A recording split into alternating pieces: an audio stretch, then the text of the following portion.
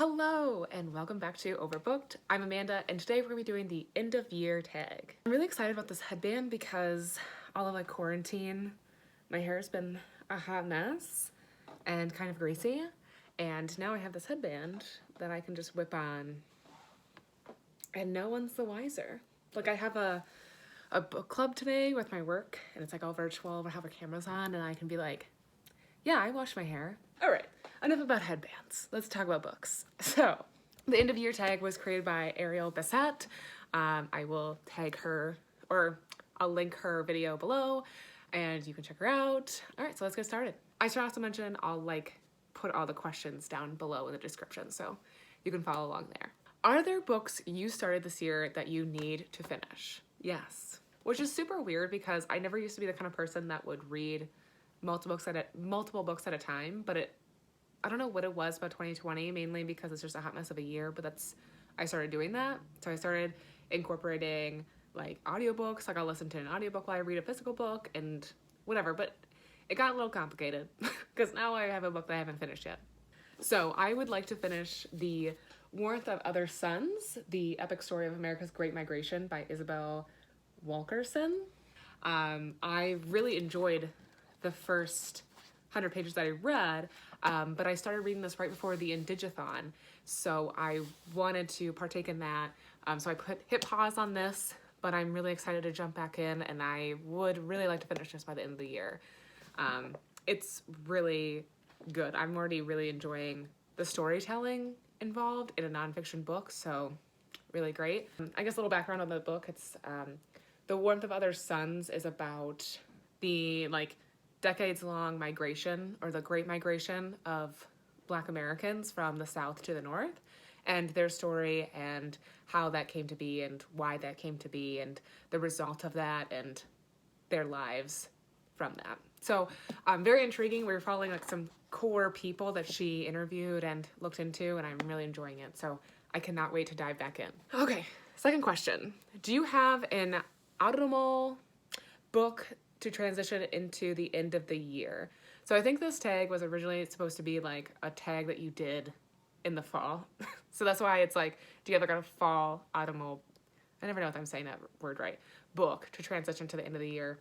But I'm gonna go with a winter book, I guess. And so wintertime, I usually like to read a lot of bigger, longer books because I just have so much more time. And which is, we've all had more time this year. But usually on par, I usually have a lot more time during the winter time. There's just more time where I'm just home every night, and the weekends it's just too cold to go out and do stuff, so I'm just home. So I would say The Warmth of Other Suns is probably a great transitioning book for me, just because it'll get me into the cozy, long, enveloped story book for wintertime that I'm usually used to. I also have another book that's very long and that's also nonfiction, and it's called Midnight at Chernobyl, and it's just going to detail the whole events at Chernobyl, and I think that will be a good book to also transition into wintertime for, so yeah. 3, is there a new release you're still waiting for? If you're new to my channel, welcome. I don't pay attention to new releases. Well, I kind of do. It's other people are talking about them, but I don't actively myself go out and seek new releases, so no, I don't have any releases that are on my radar. I did just finish There, and I did some Googling, and there's rumors that there's going to be a sequel to that, and so I'm really excited about that release, so if that counts, that's my answer. What are 3 books you want to read by the end of the year? Funny you should ask, I have them sitting right here. To meet my Goodreads goal, I just checked out some books from the library, and so I would like to finish these by the end of the year because I think they're due at the library by the end of the year. So we have The Transcendent Kingdom by Yaya Gassi. We also have The Summer Wives by Beatrice Williams. And we have The Alice Network by Kate Quinn. So I would like to read those.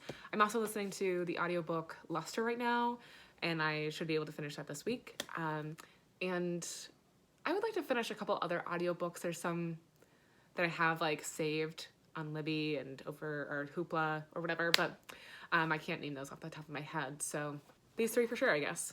Here we go. End of year sprint. Is there a book you think could still shock you and become your favorite book of the year? Out of the books that I just picked from here, I don't think so. The only contender I would think would be Transcendent Kingdom, but I've heard kind of mixed reviews on this one, so I don't know if it would come out from behind and destroy all of the standings I have. And then these two books are just standard historical fiction, and I don't think, like, I think they're going to be enjoyable and fun and good, and I just don't think they're going to blow me out of the water. I do think that The Warmth of Other Suns will definitely be one of my favorite nonfiction books of the year. Last year I did, for Bookmas, I did like my top 5 fiction and my top 5 nonfiction, and I kind of want to wait because like I'm reading these, but I don't think they'll make it, but I do think that this will make my top 5 nonfiction list. So, but I don't think that's shocking. I kind of knew that going in, so I don't know. Nothing super shocking, I guess. And last question. This is a quick tag. Have you already started making reading plans for 2021? I have not, and I've notoriously not been a planner for my reading, but I've actually I haven't written down anything really, I just have them in my head. So the next 2 weeks I have work off, so I'd like to actually sit down and kind of map out my reading for real. So what I have in my head, I guess, right now is I would like to participate in the Reading Women Challenge, which I do every year, but I never finish, and I didn't finish it last year. So I think I'll come out with a video on that. But I think my goal for 2021 is to actually sit down and find actual books to use for every prompt, or most of the prompts, before committing to the challenge, I guess.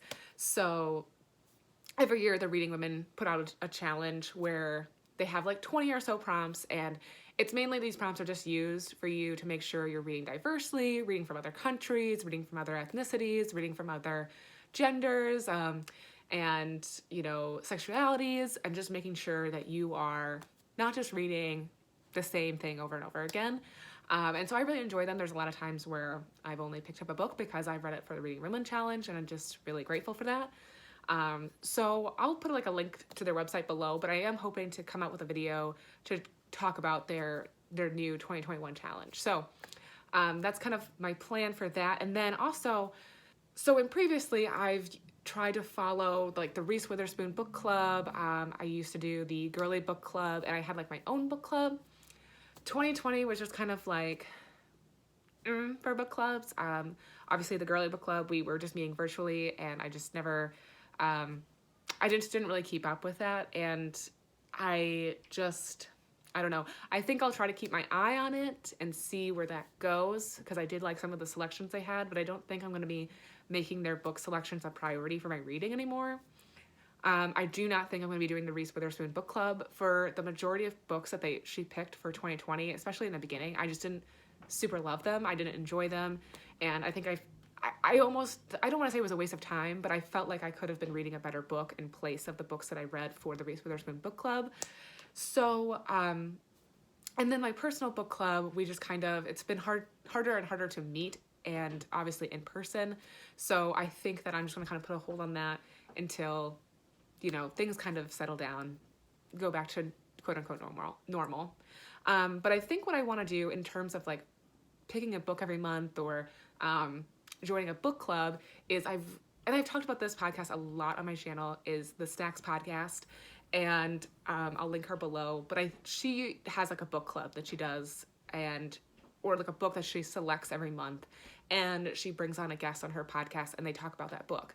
I really enjoy her. Her name is Tracy. I love her discussions. I've been super behind listening to her podcast, but what I really hope to do in the new year is to keep up with her book club, or at least try to. So I think that along with Tracy at the Stacks book club picks, and then the Reading Women Challenge of 2021, those are my reading plans for right now. And otherwise I'll just be reading whatever I see on BookTube, or what other people are talking about on Bookstagram, or whatever fits my fancy, whatever's on my forever growing list of to be read on Goodreads. I'll read that. But so that's a very, very, very long-winded answer, but those are my reading plans for 2021. I like how I started that question with saying, I don't really have plans, but here's all my plans. Okay, so that was the end of year tag, and I hope you enjoyed. If you haven't done it, I tag you to do this tag, so I certainly wasn't tagged, I just saw people doing it. Yeah, in the comments below, let me know what you're reading, and if there's a book that you really want to finish before the end of the year, I'd love to hear it. And make sure you like this video and subscribe to my channel if you haven't already, and I will see you guys next time.